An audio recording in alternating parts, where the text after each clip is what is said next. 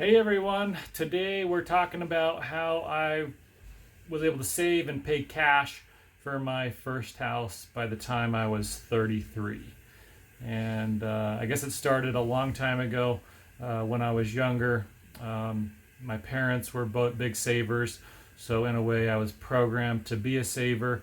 So they taught me how to save, they opened me a savings account, and I just piled up money my whole teenage years with those teenage jobs of mowing lawns, building fences on a ranch, doing jobs in my earlier 20s while I was going to college. So I did use some of my savings going to college.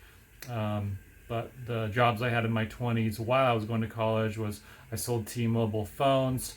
I worked at a car dealership detailing cars for the people that were buying new cars and then just on the lot.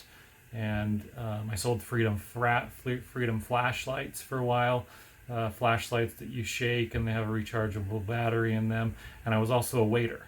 So I did several jobs in my 20s while going to college and made money that way, was able to save that money up until I was 27. Then I jumped ship a little bit. In one of my college courses, one of my teachers recommended that some of us should look into real estate appraising. And at that time, it was actually 2006, 2007, 2008, that whole real estate run up that then eventually failed, then eventually crashed. But I jumped ship about a year before it all happened, got into real estate appraising, and then I also started to work with investors a little bit. So I made a lot of money doing that as well. Was able to save that, and that's when I hit my first $100,000 was when I was about 27 after working with the real estate appraisals and all the investors. But then I was able to continue to save I guess till I was 33, so another 6 years. Of course, I was paying rent, so that's what also allowed me to pay cash for my house, was keeping my rent very low. So I lived with my parents for as long as possible. They had a really big house. It's like 7,000 square feet. So I could stay there and there was plenty of room and they didn't mind having me around.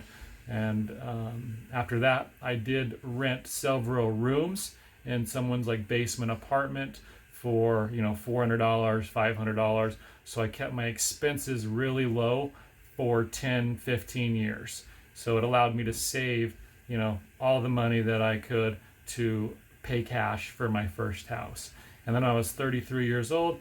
I was married by then, and I was still renting with my wife. We'd been married about a year and a half, and I, was just looking at how much money I had in my savings account, and it just kept piling up every month. And I'm like, wow, we need to do something with this money. So started looking around and ended up finding a beautiful townhome that was about the amount, my total amount of my savings. So I ended up paying cash for my house after being able to save for a lot of years, and then getting different income along the way. After the real estate crash, I did lose all of my income, and I did use a lot of my savings to go back to college. So I'm a big fan of college, and I now have a college degree that has also been very helpful to get me well on my way to becoming a millionaire, which I plan on doing in the next 2 to 3 years.